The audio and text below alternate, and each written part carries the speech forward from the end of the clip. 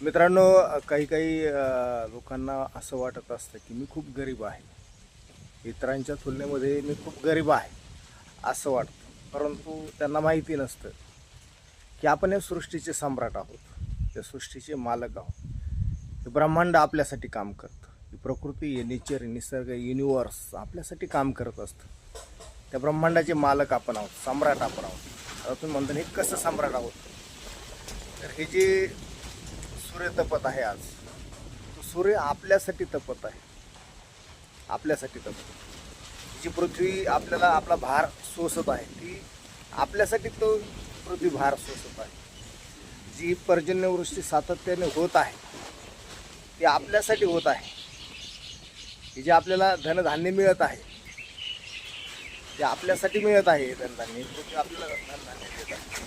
हे जे वारा चालू आहे, हे जे आपण श्वास घेतोय, श्वास आपल्याला मिळत आहे, तो वारा आहे. वारा आपल्यासाठी काम करत आहे,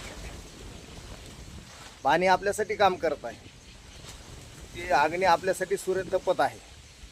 हे जे कानामध्ये आपल्याला आवाज येतो पशुपक्ष्यांचा, ते पशुपक्षी आपल्यासाठी गाणं गात आहेत. म्हणून आपण कमी नाही आहेत, तर आपण या सृष्टीचे मालक आहोत, या सृष्टीचे सम्राट आपण आहोत. हे 100% लक्षात घेतलं पाहिजे.